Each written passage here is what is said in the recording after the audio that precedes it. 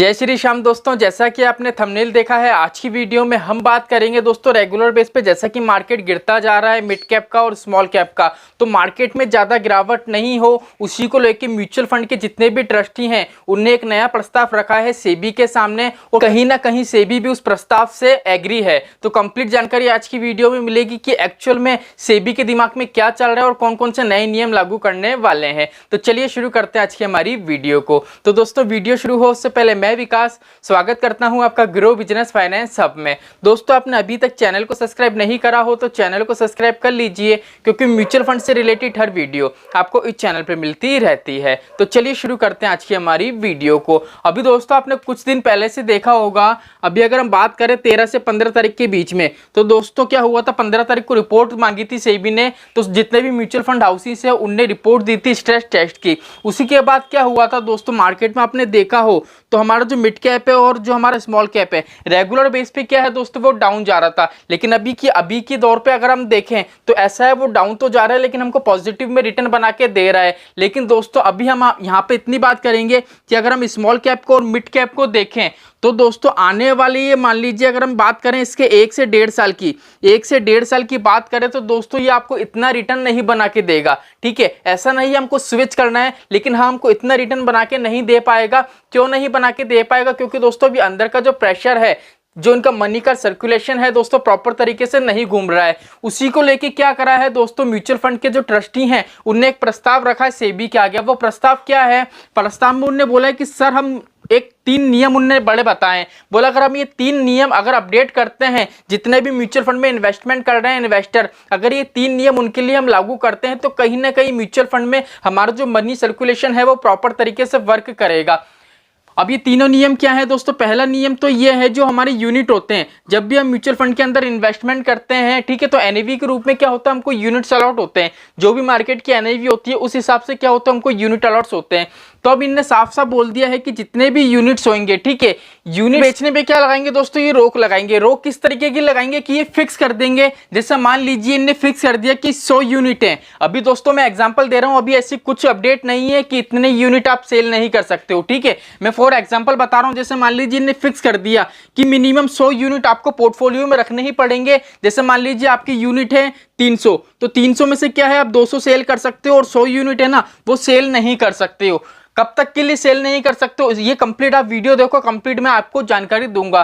तो कंप्लीट इनका कहने का मतलब है, जो ये कंप्लीट यूनिट सेल होते हैं वो कंप्लीट यूनिट सेल करने नहीं देंगे। उसमें क्या कर देंगे, फिक्स कर देंगे कि कुछ यूनिट है, क्राइटेरिया कर देंगे कि मिनिमम इतने यूनिट आपको पोर्टफोलियो में रखने पड़ेंगे इतने टाइम पीरियड के लिए। अब वो टाइम पीरियड क्या रहेगा, कंप्लीट वीडियो वॉच करो। तो पहली ये चीज करिए, ये चीज इसलिए करिए क्योंकि एक्चुअल में क्या होता है, जब भी मार्केट में क्रैश आता है तो कुछ समझदार इन्वेस्टर होते हैं, वो तो क्या करते हैं, पैसा रिडीम नहीं करते हैं, इन्वेस्टमेंट कंटिन्यू रखते हैं। लेकिन कुछ इन्वेस्टर ऐसे होते हैं वो क्या करते हैं, प्रॉपर तरीके से इन्वेस्टमेंट खत्म कर लेते हैं। अब देख लीजिए, एक तो मार्केट डाउन जा रहा है, फंड के अंदर की कंडीशन वैसे भी सही नहीं है, मार्केट डाउन जा रहा है। अब अगर उसमें से भी कुछ इन्वेस्टर क्या करें, जितना पैसा म्यूचुअल फंड के अंदर लगा है वो पैसा रिडीम कर लेंगे, तो फंड के अंदर की कंडीशन तो और ज्यादा खराब हो जाती है, क्योंकि मनी का जो सर्कुलेट है वो प्रॉपर तरीके से वर्क नहीं करता है। इसीलिए इन्होंने बोला एक फिक्स यूनिट कर देंगे कि इतने यूनिट आप रिडीम नहीं कर सकते हो इतने टाइम पीरियड के लिए। अब कितने यूनिट रहेंगे, कितना टाइम पीरियड रहेगा, वो आगे आपको जैसा भी अपडेट आएगा मैं बता दूंगा। सेकंड क्या है, सेकंड ये है, जब भी हम म्यूचुअल फंड से दोस्तों रिडीम करते हैं तो रिडीम्पशन के लिए ने फिक्स टाइम पीरियड कर दिया है। क्या कर दिया है, जैसे मान लीजिए कि अभी क्वांट का अगर आपने वीडियो देखी हो, मैंने एक वीडियो बनाया था कुछ दिन पहले, उसमें मैंने बताया था कि क्वांट ने क्या कर दिया, पहले ये था कि मिनिमम आप 1000 रुपए से कम का पैसा विड्रॉ नहीं कर सकते हो। लेकिन अब क्या कर दिया उन्हें, 1 रुपए से लेके आप कितना भी मिनिमम की जो वैल्यू थी वो हटा दी, अब कितना भी पैसा विड्रॉ कर सकते हो। लेकिन अब क्या करेंगे, म्यूचुअल फंड हाउस से फिक्स कर देंगे। जैसे मान लीजिए एग्जांपल के तौर पे फिक्स कर दिया कि 2000 रुपए से कम का कितना भी अमाउंट आप विड्रॉ नहीं कर सकते हो, 2000 रुपए से ज्यादा का ही अमाउंट विड्रॉ कर सकते हो। जो ये मैं आपको वैल्यू बता रहा हूँ एग्जाम्पल के तौर पर बता रहा हूँ, अभी ऐसी कोई अपडेट नहीं है कि इनने वो बता दिया है कि फिक्स अमाउंट इतना है, बस मैं आपको एग्जाम्पल के तौर पर बता रहा हूँ जिससे इजिली आप समझ सको। ये भी इसलिए हो रहा है क्योंकि क्या होता है, अगर पूरा की पूरा पैसा म्यूचुअल फंड से निकलेगा तो क्या होगा, फंड के अंदर की कंडीशन है वो और ज्यादा खराब हो जाएगी, ठीक है, वो स्टेबल नहीं हो पाएगा, खड़ा नहीं हो पाएगा। इसलिए क्या है, फंड मैनेजर को ये तो रहेगा कि हमारे म्यूचुअल फंड के अंदर जितने भी इन्वेस्टर हैं उनका इतना पैसा पड़ा है और उस पैसे में से भी इतना % पैसा ऐसा है कि अगर मार्केट डाउन जाता है, इन्वेस्टर पैसा निकालने की भी सोचे तो ये पैसा वो नहीं छेड़ सकता है। इसीलिए इन्हें फिक्स कर दिया है कि इतना अमाउंट आपको रखना ही पड़ेगा, चाहे आप मार्केट डाउन में पैसा कितना भी निकालो, लेकिन फिक्स अमाउंट कर देंगे कि इससे नीचे का अमाउंट आप नहीं निकाल सकते हो। जिससे क्या होगा, फंड मैनेजर को हिम्मत पड़ेगी कि भैया हमारे पास इतना पैसा है और इसी पैसों के साथ हमको मार्केट में बने रहना है। तीसरा नियम है दोस्तों, वो बहुत ज्यादा इंपॉर्टेंट नियम है। तीसरा इनने कर दिया दोस्तों, जो हमारा एक्सेस लोड होता है, ठीक है, इसको क्या कर दिया, इसके टाइम पीरियड को बढ़ाने की सोच रहे हैं। क्यों बढ़ाने की सोच रहे हैं दोस्तों, एक्चुअली में क्या होता है, म्यूचुअल फंड में एएमसी कैसे कमाती है दोस्तों, एएमसी ये तो है नहीं कोई हमसे पैसा ले रही है इन्वेस्टमेंट का, वो क्या करती है दोस्तों, हमसे पैसा किस किस रूप में लेती है। पहली चीज तो ये है कि हम जो इन्वेस्टमेंट करते हैं, ठीक है, मान लीजिए आपने आज एसआईपी कर दी, आज एसआईपी कर दी आपने 1000 रुपए की, ठीक है, आपने जिस भी फंड के अंदर एसआईपी करी उसका आपने देखा एक्सेस लोड था ना दोस्तों, वो ये था कि अगर 1 महीने के अंदर अंदर अगर आप आपका पैसा निकालोगे तो आपको 1% का एक्सेस लोड देना पड़ेगा। अब आपने क्या करा, 15 दिन बाद ही आपका पैसा निकाल दिया, तो 15 दिन बाद जो आपने पैसा निकाला तो आपका जितना भी पैसा था उस पर 1% क्या लगा, एक्सेस लोड। अब वो 1% जो एक्सेस लोड है वो किसके पास जा रहा है, एएमसी के पास जा रहा है। एएमसी ऐसे ही कमाती है, तो एएमसी ने यहाँ पे साफ साफ कह रखा है कि हम क्या करेंगे, जो एक्सेस लोड है उसका टाइम पीरियड बढ़ा देंगे, ठीक है। अगर किसी जैसे मान लीजिए किसी फंड का 1 महीने का है तो हम उसका 1 ईयर का कर देंगे,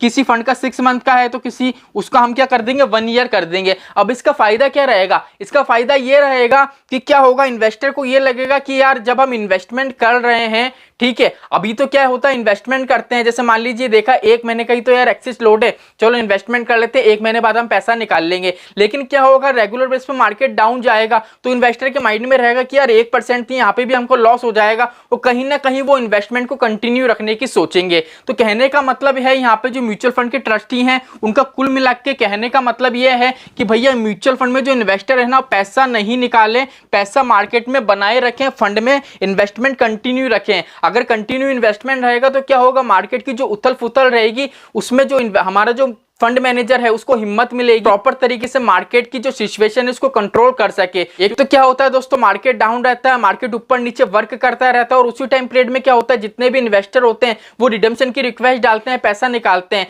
तो फंड मैनेजर संभल नहीं पाता है, वो उस कंडीशन को संभाल नहीं पाता है। क्योंकि क्या होता है दोस्तों, एक तो मार्केट डाउन है, ऊपर से पैसा रिडीम कर रहा है, उसको पैसा सभी इन्वेस्टर को देना है, तो वो क्या करता है दोस्तों, उसका जो फंड है एक तरीके से वो जो खड़ा होने की सोचता है वो प्रॉपर तरीके से खड़ा नहीं हो पाता है। इसलिए 3 नियम निकाले हैं जिससे क्या होगा, अगर मान लीजिए मार्केट रेगुलर बेस पे डाउन भी जाता है तो क्या होगा, फंड मैनेजर के पास प्रॉपर तरीके से एक वैल्यू होगी, उस वैल्यू में इजीली क्या करेगा, वो स्टेबल होने की कोशिश कर सकता है। तो बहुत अच्छा नियम है दोस्तों, अगर आप प्रॉपर तरीके से देखो तो कहीं ना कहीं दोस्तों जो मार्केट डाउन जाता है उससे आपको हेल्प मिलेगी कि मार्केट जो रेगुलर बेस पे डाउन जा रहा है वो प्रॉपर तरीके से डाउन ना जाके आपको पॉजिटिव वैल्यू क्रिएट करके दे सके। इसलिए ये नियम निकाले और काफी बेटर नियम है। अभी भी आप क्या करते हो, मार्केट डाउन के टाइम में अगर पैसा रिडीम करते हो, इन्वेस्टमेंट को कैंसिल करते हो, तो ये करना छोड़ दो। इससे क्या होता है दोस्तों, आप तो सोचते हो कि बस मैं मेरा पैसा निकाल रहा हूं, लेकिन आप तो अपना पैसा निकाल लो, तो उससे क्या होता है, जो लाखों इन्वेस्टर हैं उनको भी कहीं ना कहीं लॉस होता है। तो अगर आप ये गलती करते हो तो ये गलती करना बिल्कुल ही छोड़ दीजिए।